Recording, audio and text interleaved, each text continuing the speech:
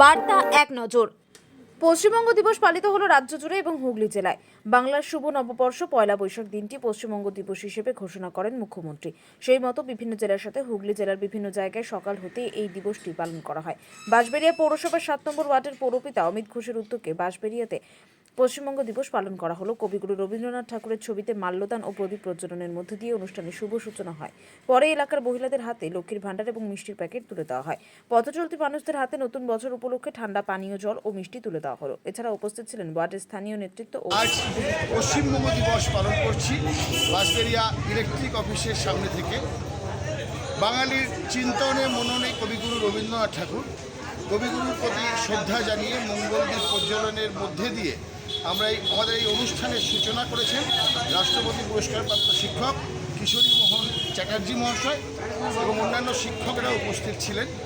সেই সঙ্গে পশ্চিমবঙ্গের যে রাজ্য সঙ্গীত কবিগুরুর লেখা বাংলার মাটি বাংলার জল, এই গানটি আমরা সকলে সমবেতভাবে পরিবেশন করেছি। লক্ষ্মীর ভাণ্ডার জননেত্রী মমতা বন্দ্যোপাধ্যায়ের একটি যুগান্তকারী প্রকল্প। সেই প্রকল্পে বাংলার কোটি কোটি মা বোনেরা প্রতি মাসে লক্ষ্মীর ভাণ্ডার পান। তাকে স্মরণে রাখতেই আমরা লক্ষ্মীর ভাণ্ডার এলাকার পথচলতি মায়েদের দিদিদের হাতে এবং স্বয়ম্বর গোষ্ঠীর মায়েদের দিদিদের হাতে তুলে দিলাম। সেই সঙ্গে পয়লা বৈশাখ মানেই তো হালখাতা আর লাড্ডু, তাই পথচলতি মানুষকে আমরা একটু লাড্ডু এবং শরবত দিয়ে মিষ্টিমুখ করাচ্ছি।